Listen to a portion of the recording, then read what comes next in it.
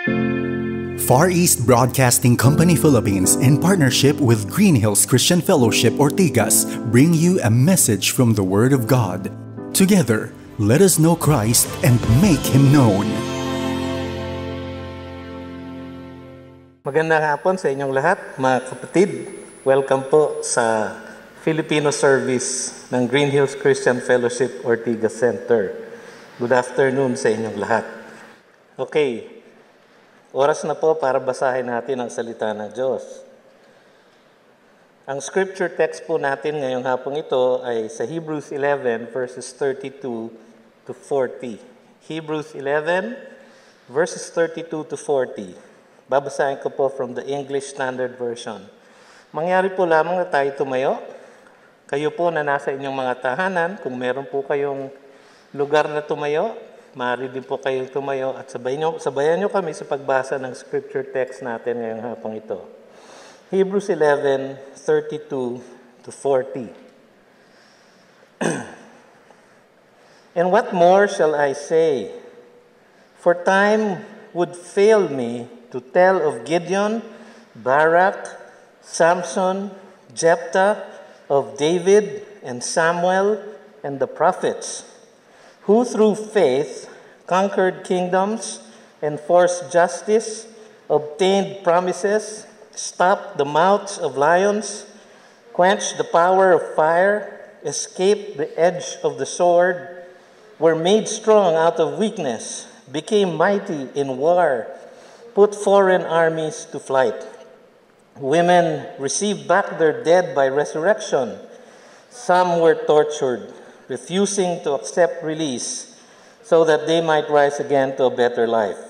Others suffered mocking and flogging and even chains and imprisonment. They were stoned. They were sawn in two. They were killed by the sword. They went about in skins of sheep and goats, destitute, afflicted, mistreated, of whom the world was not worthy, wandering about in deserts and mountains and in dens and caves of the earth.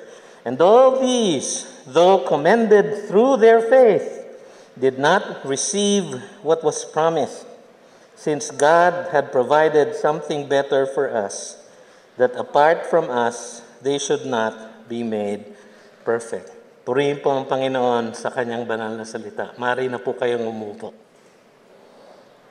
Nagpapatuloy po tayo sa ating pag-aaral ng salita ng Diyos sa Aklat ng Hebreo, na ang seryeng ito ay pinamagatan nating ang kadakilaan ni Kristo at ng Kristyanismo, the supremacy of Christ and Christianity. At ang ating title po ng mensahe ngayong hapon ay nakuha po natin dun sa verse 38 ng ating binasa. Sila na ang mundo ay hindi karapat-dapat, of whom the world was not worthy. Kung babalikan po natin, mga kapatid, tayo po ay nag-umpisa dito sa ating serye sa Hebreo. Nakita natin na itong isang aklat na sinulat ng may akda na hindi nakakilala kung sino.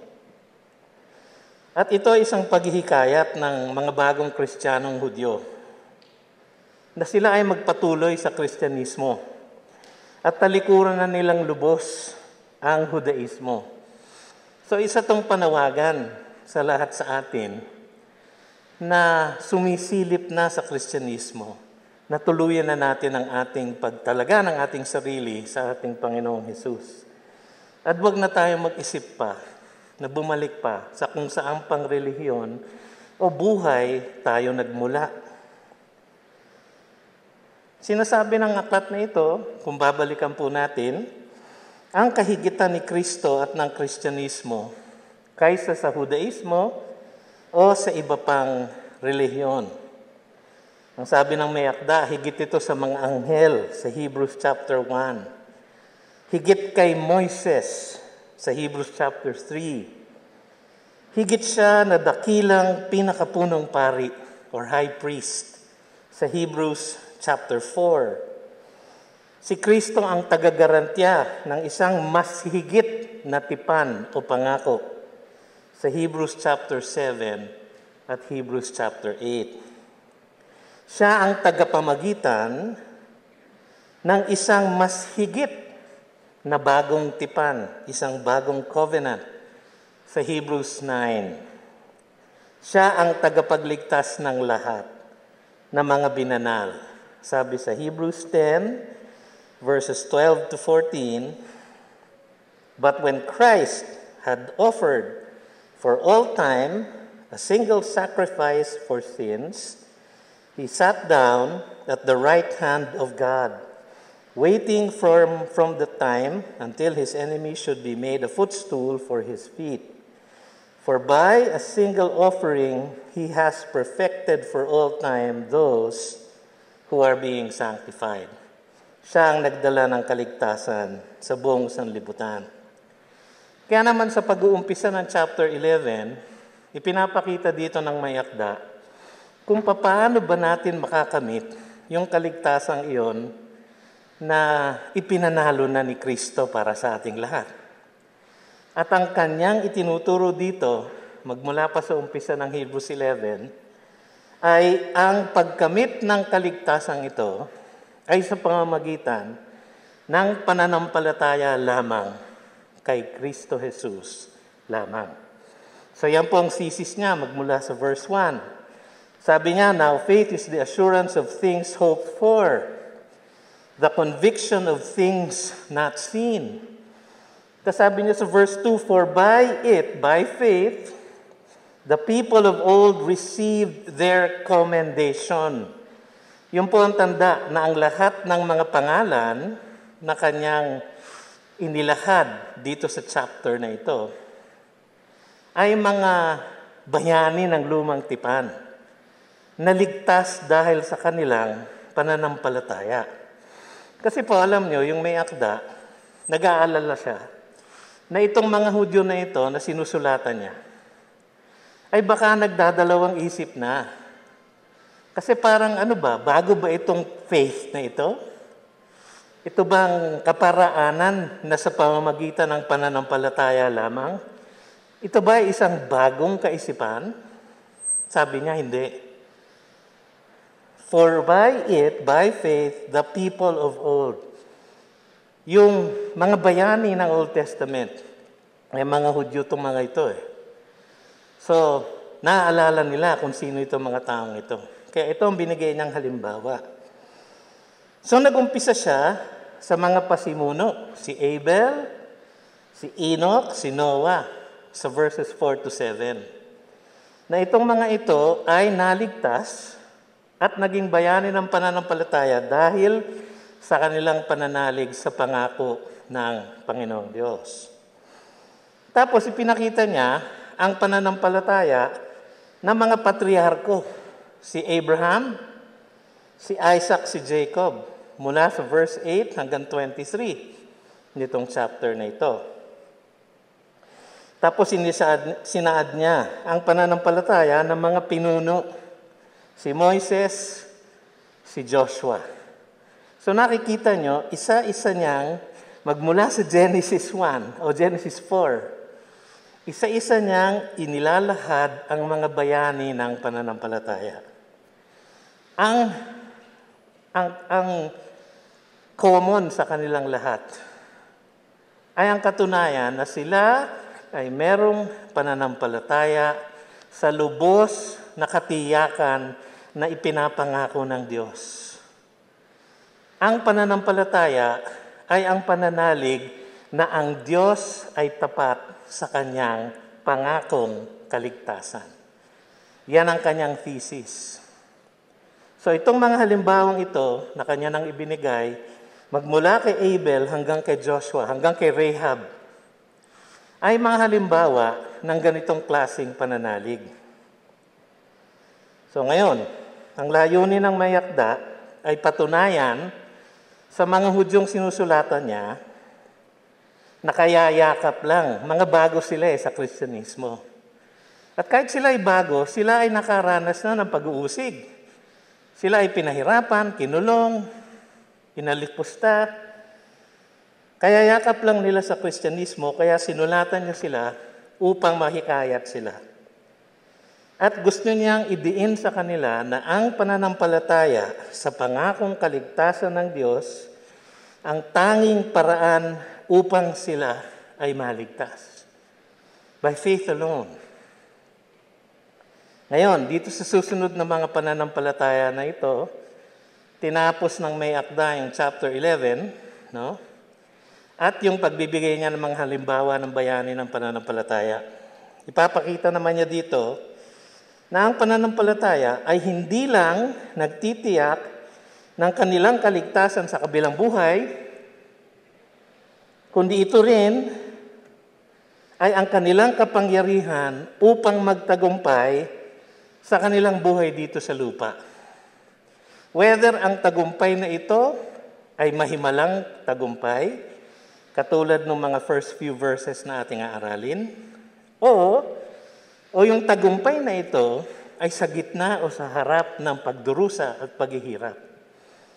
Tagumpay pa rin.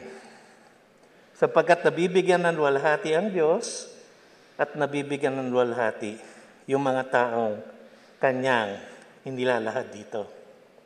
So, umpisahan natin. Sila na may pananampalataya na nagbunga ng himala. Yan po ang unang kategorya na ating makikita sa verses 32 hanggang 35. Ang sabi niya, "And what more shall I say, for time would fail me to tell of Gideon, Barak, Samson, Jephthah, of David and Samuel and the prophets." Makikita niyo rito, nagkaroon ng problema yung may akda. Napahaba siya ng konti kay Abel, kay Enoch, kay Noah, lalo na kay Abraham, lalo na kay Moises. Tapos naubusan na siya ng panahon. Tinangka niyang pangalanan ang iba pang mga bayani ng pananampalataya na nasa lumang tipan. So iniisa-isa niya mula sa panahon ng mga hukom, judges, papunta sa panahon ng mga hari, the kings, tapos hanggang sa panahon ng mga propeta, the prophets. So ito yung tatlong kategorya na kanyang nilarawan dito. Nung sinabi niya na, "And what more can I say, for time would fail me to tell of," pinapahiwatig niya dito na punong-puno ang kasaysayan ng Israel ng mga halimbawa ng pananampalatayang nakaliligtas. Sobrang puno na hindi niya matapos. Hindi niya matapos lahat. Yun po ang sinasabi niya doon. So, ang una niyang binanggit si Gideon. Makikita natin ang kwento niya sa Judges 6. Judges chapter 6, 7, and 8. Kilala siya dahil pinamunuan niya ang isang hukbo ng 300 people lang. Nagumpisa sa 32,000, naging 10,000, naging 300. Ang kalaban nilang hukbo ng mga Midianita ay 135,000. Eh yung 32,000 nga lang, kulang na sa 135,000. Pero dahil sa kanilang pagsigaw, pananalangin sa Diyos, at ang kanyang pananampalataya sa pangakong pagliligtas ng Diyos, nalipol nila ang 135,000. Isang mahimalang paggalaw ng pananampalataya sa Diyos. Tapos sinunod niya si Barak. Judges chapter 4, no? Ang kwento niya, isa siyang general, tinawag ng Diyos sa pamamagitan ng isang babaeng hukom, si Deborah. No? Naalala niyo si Deborah. Inutusan siya ni Deborah na harapin ang army ng mga Canaanites ni Haring Jabin na pinamumunuan ng kinatatakutang general na si Sisera. No? Bagaman nagpakita siya ng pananampalataya dahil sumunod siya pero sabi niya kay Deborah, samahan mo ako. Hindi ko to kaya mag-isa. Ikaw ang kinakausap ng Diyos, so samahan mo ako. Kaya sabi ni Deborah sa kanya, magwawagi ka, pero si Sisera mamamatay sa kamay ng isang babae. So akala ni Barak, si Deborah yon. Hindi po. Isang babae nagngangalang JL na kung saan ay nagpahinga si Sisera dahil napagod siya sa katatakbo. At nung siya ay nagpapahinga dun sa tent niya, ay pinaslang ng babaeng ito, si Sisera. So isa na namang mahimalang tagumpay ng pananampalatayang nakapagliligtas. Tapos si Samson, ang susunod niyang binanggit. Kilala niyo si Samson, di ba? Siya siguro ang pinakakilala sa lahat ng mga hukom ng Israel. Dahil sa kanyang pambihirang pisikal na kalakasan. Ang kwento niya ay nasa Judges 13 to 16. Siyempre, hindi ko na ho babasahin. Mahaba ho eh. Wala ho tayong oras. Sabi nga nung writer, wala na siyang oras eh. No? Bagaman kilala din natin siya na may kahinaan sa babae. Yan po ang kahinaan ni Samson. Kaya nga siya dinisiplina ng Diyos. Lalong-lalo na yung kanyang affair kay Delilah. No? Kaya po sikat na sikat si Delilah dahil sa kalokohan ni Samson.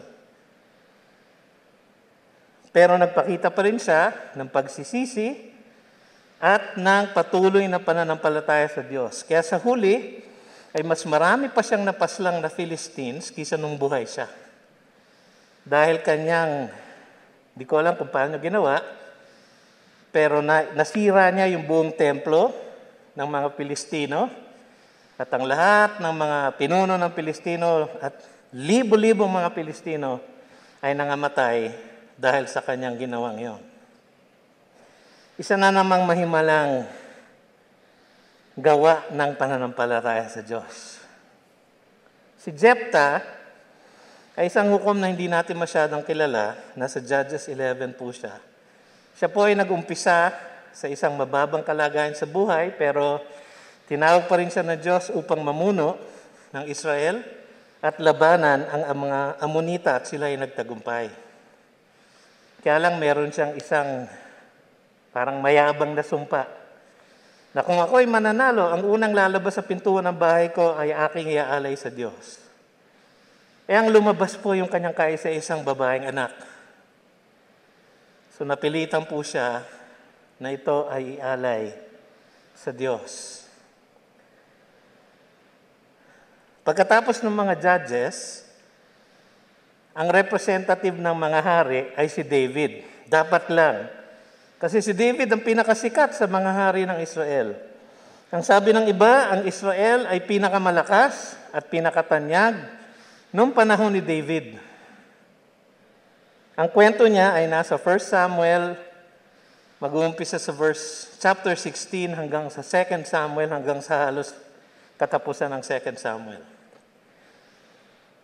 Siya yung the man after God's own heart. Una siyang sumikat sa 1 Samuel 17. Nung kanyang nilabanan, sino? Si Goliath. No? Isang higanting Pilistino na kanyang pinaslang sa pamamagitan ng isang slingshot at isang bato. Bagaman pumulot siya ng 5, isa lang ang kailangan. Sapagkat ang kapangyarihan ng Diyos ang sumama sa kanya, sa kanyang paglaban. Kaya lang, meron din kahinaan si David. Sa 2 Samuel 11, makikita natin ang kwento kung paano siya nangalon niya kay Bathsheba. At kung paano niya pinapatay ang asawa nitong si Uriah. So siya ay punong-puno ng pananampalataya sa Diyos, ngunit siya rin ay may kahinaan. Pero kahit na gayon, sa buhay niya makikita ang tagumpay ng mahimalang pananampalataya sa Diyos. Si Samuel, ang huling pinangalanan dito na halimbawa. Siya ang huling hukom ng Israel at ang unang propeta. Siya ang nagtulay mula sa panahon ng mga hukom at sa panahon ng mga hari. Hindi ba siya ang nag-anoint kay Saul, yung unang hari ng Israel? Siya din ang nag-anoint kay David, ang pinakamagaling na hari ng Israel. Bukod dito, pinangunahan din niya sa battle ang mga Israelita upang talunin ang mga kalaban na Filistino. Hindi na nakuhang pangalanan ng may akda yung mga propeta. Binanggit na lang niya, sabi niya, and the prophets. Marami po sila eh. Ngunit imbis na bangkitin ang kanyang mga pangalan, sa susunod na mga talata, binanggit pa rin niya yung mga himalang nagbunga mula sa kanilang pananampalataya sa Diyos. So sabi niya sa verse 33, who through faith, yung pa rin ang emphasis niya dito, no? Yung nakaliligtas na pananampalataya. Sabi niya, who through faith conquered kingdoms. Mag-a-apply po ito kay Gideon, kay Jephthah, kay Barak. Mag-a-apply din po siya kay Samuel, kay Saul, kay David. Sila ay pumaslang ng marami at tinalo ang mga kalaban ng Israel. Tapos sabi niya, enforced justice. Ito ang naging tanda ng ministeryo ni Samuel, ni David, at ni Solomon. Naging administrator of justice sila. Obtained promises. Siguro ang tinutukoy niya dito yung mga covenants na binigay ng Diyos kay Abraham, kay Moises, kay David, at kay Solomon. Pinangakuan sila ng mga covenants, mga pangako ng kaligtasan. Yung pangakong yon ay tumuturo sa Mesiyas. At nagdaan sa mga pangakong ito, ang pangako na may darating na tagapagligtas, na Mesiyas, the anointed one. Yun pong ibig sabihin ng Messiah, the chosen, the anointed one. No? And itong mga taong ito ang tumanggap ng pangako ng kaligtasan. Ito marahil ay, meron pang iba, sabi dito, stop the mouths of lions. Ang una niyong maalala dyan, si Daniel, di ba? Daniel chapter 6. Bawal daw manalangin, nanalangin pa rin si Daniel. So siya ay hinihulog sa balon na punong-puno ng gutom na leon. Ngunit hindi siya tinikman man lang ng mga leon. Hindi po. Sinarado po ng Diyos ang bibig ng mga leon at siya po ay naligtas. Si Samson din po ay tumalo ng isang leon. Naalala niyo sa kwento niya, no? Si David din po, bilang isang shepherd, ay pumaslang ng mga leon na nagtatangkang kainin ang kanyang mga tupa. So sila siguro itong tinutukoy na stop the mouths of lions. Quench the power of fire. No? Ang maalala natin dito, yung tatlong kaibigan ni Daniel. Si Hananiah, si Azariah, at si... Naalala ko yung tatlong Babylonian name nila eh. Di ba? Shadrach, Meshach, Abednego. No? Silang tatlo ay inutusan na lumuhod sa estatwa ni Nebuchadnezzar. Ngunit dahil sa kanilang pananampalataya sa Diyos, at dahil alam nila na labag ito sa kanilang pananampalataya sa Diyos, hindi po sila sumunod. At sila ay tinapon sa isang malaking hurno para masunog. Yung mga tumapon sa kanila nangamatay, pero sila nakita ng hari na naglalakad sa loob ng hurno na may kasamang pang-apat na tao. At ang sabi, who looks like the son of the gods. Pero ang sabi ng maraming teologo, ito daw po ay isang Old Testament appearance na ating Panginoong Hesus. At lumabas sila na hindi man lang sila amoy usok. Dahil dito, naging sikat ang kanilang testimonya at ginamit sila ng Diyos ng may kapangyarihan sa Babylonia. Escape the edge of the sword. Baka ito yung pagtakas ni David kay Saul. Diba? Hinahabol ni Saul si David.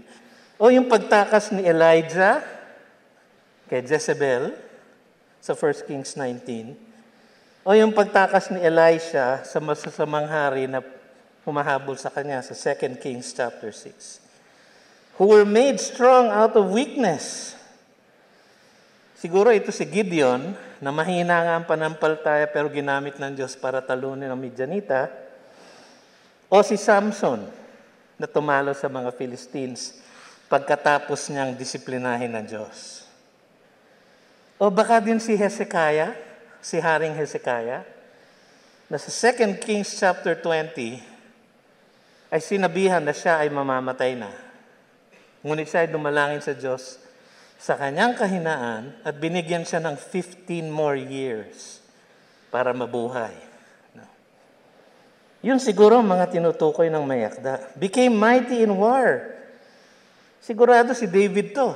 Sa 2 Samuel chapter 8, nilista ang lahat ng kanyang ipinanalo. O di kaya, nung panahon din ni Hezekiah na tinalo nila ang malaking hukbo, 185,000 men, ni Sennacherib na general ng Assyria. Isang umaga, nagising sila, patay na lahat ang kanilang kalaban. Isang mahimalang tagumpay. Women receive back their dead by resurrection. Ito yung widow sa Sarephath na binuhay ni Elijah, yung kanyang anak, 1 Kings 17. O yung widow sa Shunam, the Shunammite woman, na binuhay naman ni Elisha, yung kanyang anak, sa 2 Kings chapter 4. Ito ang makikita natin sa lahat ng halimbawang ito. Ang pananampalataya na nagliligtas ay nagbubunga rin ng himala sa buhay ng mga mananampalataya. Pero hindi palagi. Kung papansinin ninyo, itong mga pangyayaring ito ay bihira. At pinahintulutan ng Diyos upang kanyang ma-authenticate yung mga mensahero niya ng kanyang salita. Pinahintulutan niya kay Abraham sapagkat siya ang pinili niya na mamuno ng Israel. Pinahintulutan niya kay Moises sapagkat siya ang bibigyan niya ng kautusan. Pinahintulutan niya kay Joshua kasi siya ang magdadala ng Israel sa pinangako niyang pangakong lupa. Pinahintulutan niya sa mga hari sapagkat sa pamamagitan ng mga hari at kanilang mga propeta, ihahatid niya ang kanyang salita. Pero bihira yung mga himala. So, baka madala kayo ng katuruan ng iba na kung kayo'y Kristiyano, araw-araw, maaari kayong humingi ng himala sa Diyos. Mga kapatid, hindi palaging pinagkakaloob ng Diyos ang isang matagumpay na himala. Ito ay pinagkakaloob niya ayon sa kanyang kalooban. Una. Pangalawa, para sa kanyang kaluwalhatian. At pangatlo, upang lalo pang lumakas ang ating pananampalataya. So huwag kayong aasa sa mirakulo o sa himala. Sapagkat yung kayo'y buhay pa hanggang ngayon, ay isa ng himala. Hindi ba? Pinapanalangin natin na matigil na itong pandemyang ito para tayo makapag-gather na ulit. Ito na, magkakasama na tayo muli. Hindi pa ho ito himala. Kumikilos ang Diyos sa mga natural na bagay upang dalhin ang kanyang manghimala sa ating buhay. So tingnan natin yung pangalawang set. Himala na may pananampalataya na nagtagumpay sa pagdurusa. Ito yung sila na dumanas ng pananampalataya at nagtagumpay kahit sila ay nagdusa. Hindi palagi himala ang tagumpay ng Diyos. Ang kapangyarihan ng pananampalataya ay makikita din sa tagumpay nito sa harap ng pagdurusa. Sabi sa verse 35, some were tortured. No? Some were tortured. Women received back their dead by resurrection. Some were tortured. Hindi lahat, binuhay na maguli. Yung iba, nangamatay, tortured. Refusing to accept release so that they might rise again to a better life. Ito ay isang malawak na paglalarawan ng buhay ng mga durusa na karanasan ng mga bayani na pananampalataya. Lalo na yung mga propeta ng Panginoon. Yung mga propeta ng Panginoon katulad ni Isaiah, ni Daniel, ni Jeremiah, ni Ezekiel, lahat po sila ay nagdusa. Wala po sa kanilang may magandang buhay. Ito po ang naglalarawan sa kanila. Kahit na sila ay tagahatid ng salita ng Diyos. Kaya ang sabi ng Diyos, huwag niyo nga ambisyonin lahat na maging propeta ng Panginoon. Let not all be teachers. James chapter 3 verse 1. For they will be judged by a higher standard. So kami po na tinawag na magturo sa inyo. Meron pong pangakong mas mahirap na buhay para sa amin. Gayon din ang naranasan ng mga propeta. Ang kanilang lakas ay kanilang nakuha mula sa mga pangako ng Diyos. Kasi sabi dito, so that they might rise again to a better life. Yun ang pinanghawakan nila. Kahit sila ay kinulong, binugbog, tinorture, pinatay, ang pinanghawakan nila is ako'y bubuhayin muli ng Diyos. At doon sa buhay na yon, ako makakaranas ng katiwasayan. Others suffered mocking and flogging, sabi ng verse 36, even chains and imprisonment. Yung salitang others dito, tumutukoy sa ibang tao na meron ding pananampalataya, katulad ng unang grupo. Katulad nila David, nila Samuel. Itong mga taong ito na nagdusa ay hindi nakaranas ng himala na nagligtas sa kanila. Bagkus sila ay nakaranas ng pagsubok at paghihirap. Ang kaibahan lang ay yun. Wala silang himala. Alam nyo, ang himala ay sila. Sila ang naging himala. Na kahit sila ay ipiit, kahit sila ay pahirapan, sila ay patuloy sa kanilang pananampalataya. Yun po ang himala. Yun po ang pagbabagong dinadala ng Diyos sa ating mga puso. Na kahit na tayo nadadapa sa ating kahinaan, tayo ay bumabangon dahil tayo nananampalataya, may pangako ang Diyos na kaligtasan. At nababago po ang ating mga buhay, hindi ba? Lumalakas dahil sa ating pagdurusa. Lumalakas dahil sa ating pagkadapa. Lumalakas sa bawat paghihirap na ating dinadanas. Maraming nagsasabi, Pastor kayo siguro, hindi nyo dinadanas itong mga ito. Ay nako, kung may kwento ko sa inyo, sabi nga ng author natin, time will not permit. Pero, ang lahat ng tinatawag ng Diyos ay dinudurog muna ng Diyos bago niya gamitin. So, ang lahat po ng tinatawag niya na maging mga ligtas sa Kanya, katulad nyo, katulad sa akin, ay babaguhin muna niya unti-unti. Dudurugin, kumbaga, sa gitna ng paghihirap upang tayo ay maging katulad niya. Si Jeremiah, ang isang propetang, ang tawag the weeping prophet. Dahil siya po ay isang broken na prophet. Puno ng kalungkutan ang kanyang mga propesiya. Kaya siya din po ang nag-author ng Book of Lamentations. Sa Tagalog po, ang panaghoy. Hindi natin masyadong ginagamit yung panaghoy, no? Sa ating araw-araw na language, no? Pag tinanong ka, kamusta ka na? Ay, ako'y nananaghoy. Hindi po natin ginagamit yun, no? Pero siya po ang may author nun. They were stoned, sabi. Ang mga propeta, iba sa kanila, katulad ni Zechariah, ay binato hanggang sila yung namatay.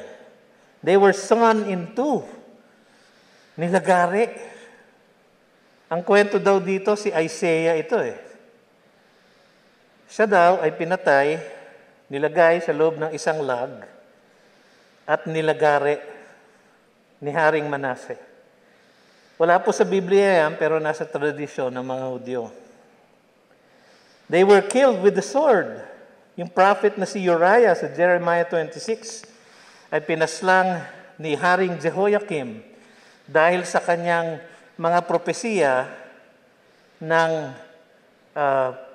pagpaparusa ng Diyos sa Israel dahil sa kanilang kasalanan. Siya ay pinapatay. They went about in skins of sheep and goats. Si Elijah po yun. Yun po ang kanyang fashion statement. Yun ang paborito niyang suot. Hindi dahil yun ang gusto niya, kundi dahil yun lang siguro ang kaya niyang abutin. Wala po silang pera, destitute, afflicted, marami sa kanila may sakit, mistreated, palaging inaapi. Wandering about in deserts and mountains. Nangyari ito kay David, di ba? Nung hinahabol siya ni Saul. And in dens and caves of the earth. Mga kapatid, ang pananampalataya na nagliligtas ay nagtatagumpay sa gitna ng pagdurusa. Hindi lang palagi sa himala, upang magbunga ng tunay na himala ang pagbabago ng ating mga buhay. Yan ang himala. Ang description sa atin ng Biblia, tayo daw ay patay sa ating mga kasalanan. Tayo daw ay sumusunod sa agos ng mundong ito. Sumusunod sa prince of the power of the air, si Satanas yun. Tayo daw ay sons of disobedience. Walang pag-asa. Doomed. Pero ang sabi ni Pablo sa Ephesians 2:4, but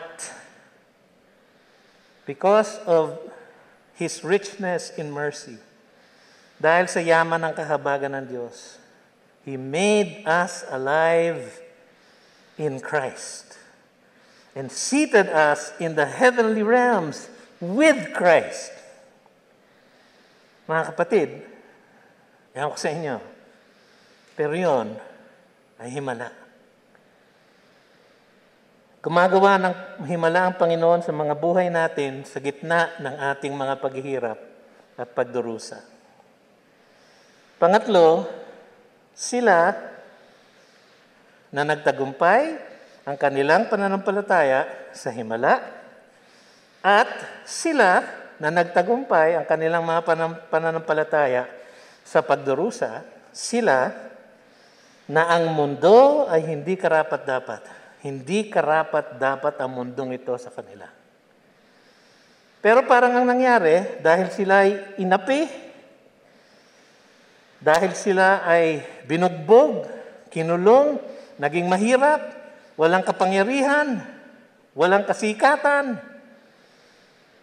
parang sila ay hindi karapat-dapat sa mundo. Ganyan ang kaisipan ng ating mundo eh. Yung mahirap, yung inaapi, yung mga Kristiyanong yan, na puro Jesus na lang, puro Bible study na lang, puro evangelism na lang. Hindi ang karapat-dapat sa mundo. Yan ang kaisipan ng ating sanlibutan. Pero ang sabi ng may akda ng Hebreo, ang mundo ang hindi karapat-dapat sa lahat ng nananampalataya sa Diyos. Ang mundo ang hindi karapat-dapat. And all these, though commended through their faith. Napansin niyo yon? Yung last verse, verse 39. Inulit niya yung nasa verse 2. For by it, by faith, the people of old received their commendation. Tapos sa verse 39, nung tinatapos niya yung chapter, sinabi niya, and all these, magmula kay Abel hanggang sa lahat ng mga propeta, though commended through their faith. So inumpisahan niya, tinapos niya sa commendation ng Panginoon. Ano sinasabi nila? Sila ay naligtas, commended, dahil sa kanilang pananampalataya sa pangako ng Diyos. Tayo rin, na nananampalataya sa Diyos, ay commended o ligtas dahil sa pananampalataya natin kay Kristo Jesus. Tapos ang sabi niya, kahit sila ay commended through their faith, ligtas sila.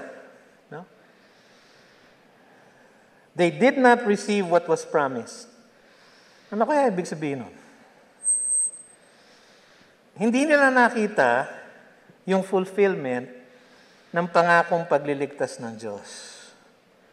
Ang sabi ng Diyos kay Abraham, through you, I will bless all of the nations. Sa Genesis 22:18, nilinaw niya. Sabi niya, through you and your offspring, all the nations shall be blessed. Yun ang pangako niya kay Abraham. Hindi pa natutupad yung pangakong yun ngayon, ng buo, sapagkat kahit all of the nations are blessed na, ang Israel, bilang isang bansa, ay hindi pa nananalig kay Kristo Jesus. So yung mga taong ito, na bayani ng pananampalataya, marami sa kanila, lahat sila, hindi nakita ang pagdating ni Jesus. Yun ang pinangako ng Diyos kay Abraham. Through you and your offspring. Sapagkat si Jesus ay nagmula kanino? Kay Abraham. Siya ang offspring who will bless all of the nations. With what? With salvation. Itong mga heroes of the faith, hindi nila nakita yung pagdating ni Kristo Jesus. So sila ay nampalataya in advance. Tayo naman, hindi natin nakita ang kanyang pagkamatay sa krus. Pero tayo nananampalataya in reverse. No? Sila, they looked forward. Tayo, we look backward. Ang meeting point po ay ang krus ni Kristo Jesus. Yan po ang sineselebrate natin sa ating Lord's Table ngayong hapong ito. Sapagkat ang pananampalatayang nakaliligtas ay hindi pinahahalagahan ng ating mundo. Hindi. Sapagkat ito, ang pananampalatayang ito ay nakatuon sa mga pangakong hindi nakikita ng mata ng tao. Ang pangako ng Diyos sa atin, tayo ililigtas dahil sa ating pananalig kay Kristo. Hindi yan nakikita ng mundo. At kung inyong aaminin, bago kumilos sa inyo ang Espiritu Santo, hindi rin nyo yan nakita noon, di ba? Ayaw nyo rin maniwala, di ba? Pero nung kumilos ang Diyos sa inyong mga puso, nalaglag ang mga takip sa inyong mga mata, at nagising kayo sa katotohanan na kayo ay makasalanan at kailangan nyo ng tagapagligtas. Ang pagliligtas ng Diyos ay kay Kristo Jesus. Yan ang kanyang pangako. Hindi nakita ng mga taglumang tipan, ngunit atin ang alam ngayon sa ating panahon ngayon. Sa Kanya, kay Kristo, ang mundo ay hindi karapat-dapat sa lahat ng nananampalataya sa Kanya. The world is not worthy of us. Kahit kung minsan, it feels like we are not worthy of the world. Baliktad po, mga kapatid. Dahil kay Kristo Jesus, ang mundo ay hindi karapat-dapat para sa atin.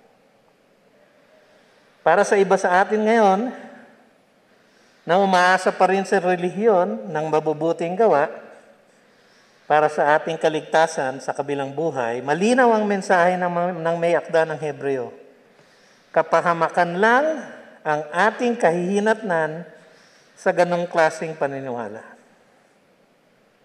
Kung umaasa kayo na inyong pagpunta sa church, ang inyong paggawa ng mabuti ang magdadala sa inyo ng langit, wala po kayong pag-asa.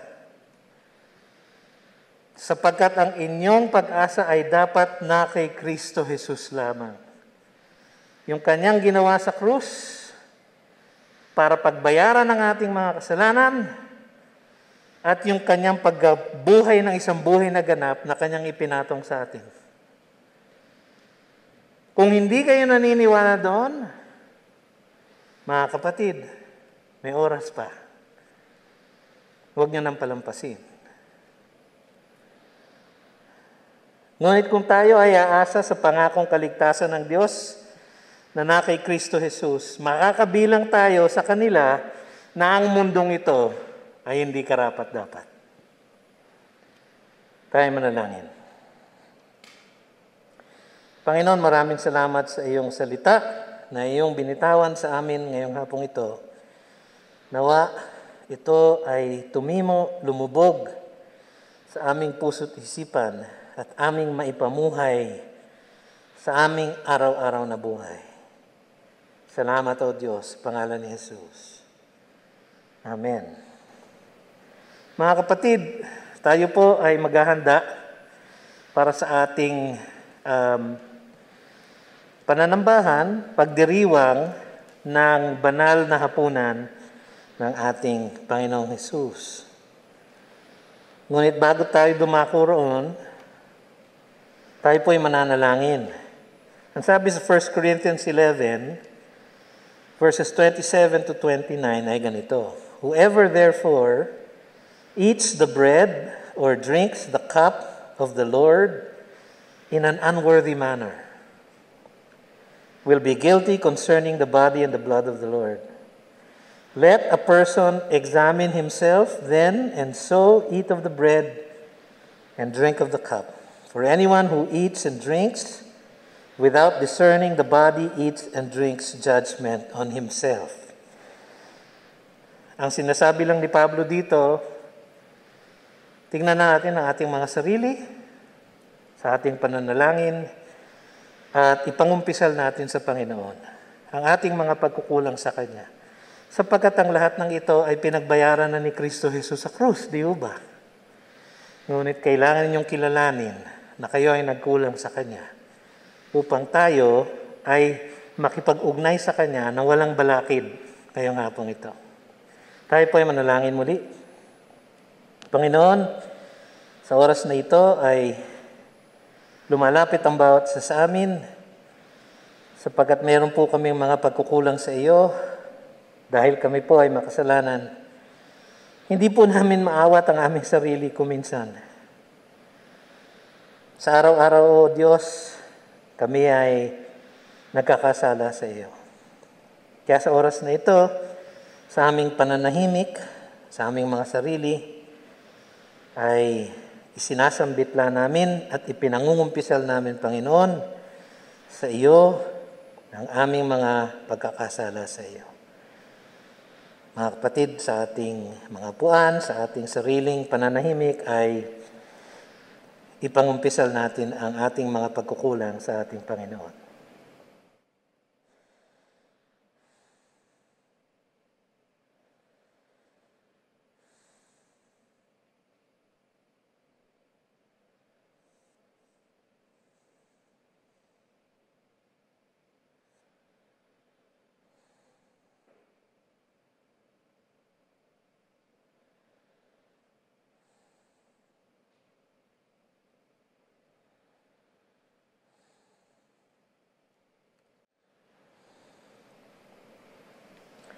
O Diyos na mahabagin sa lahat, marami pong salamat sa katiyakan na inyong ibinigay sa inyong salita na kung kami ay lalapit sa inyo at aaminin ang aming mga pagkakasala sa inyo, kayo ay tapat at makatarungan na ipagpapatawad ang aming mga pagkakasala sapagkat ito ay pinagbayaran na ni Jesus sa krus. Maraming salamat nga, Panginoon. sa iyong pagpapatawad at paglilinis ng aming mga kaluluwa. Maraming salamat, Panginoon, sa inyong kahabagan. Amen. Meron po kayong elements ng communion. Ang sabi po sa 1 Corinthians 11:23-24, "For I received from the Lord what I also delivered to you, that the Lord Jesus, on the night when he was betrayed, took bread, and when he had given thanks, he broke it and said, 'This is my body, which is for you. Do this in remembrance of me.'" Tanggapin po natin ang katawan ng ating Panginoon at alalahanin natin ang ibig sabihin po nito. Sabay-sabay po tayo.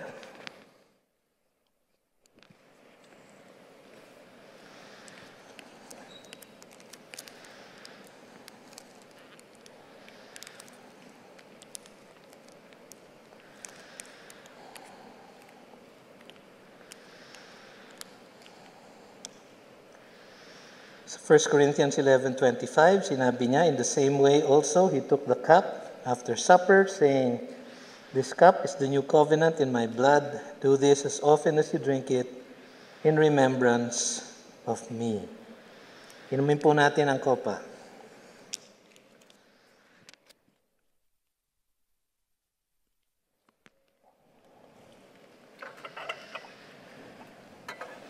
Panginoon, maraming salamat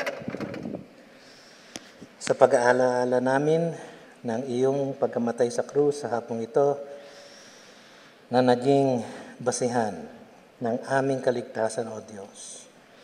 Nawa, di namin makalimutan sa araw-araw, sa tuwi-tuwi na, ang iyong sakripisyo para sa amin at ang aming kaligtasan na nagmula rito. Salamat, Panginoon. Sa pangalan ni Jesus, Amen. Mga kapatid, now may the God of peace, who brought again from the dead our Lord Jesus, the great shepherd of the sheep, by the blood of the eternal covenant, equip you with everything good that you may do His will, working in us that which is pleasing in His sight, through Jesus Christ, to whom be glory forever and ever. Amen. Amen. Magandang hapon po, mga kapatid. You've just heard a message from the Word with Green Hills Christian Fellowship Ortigas in partnership with Far East Broadcasting Company Philippines. We hope you can join us next week. God bless you.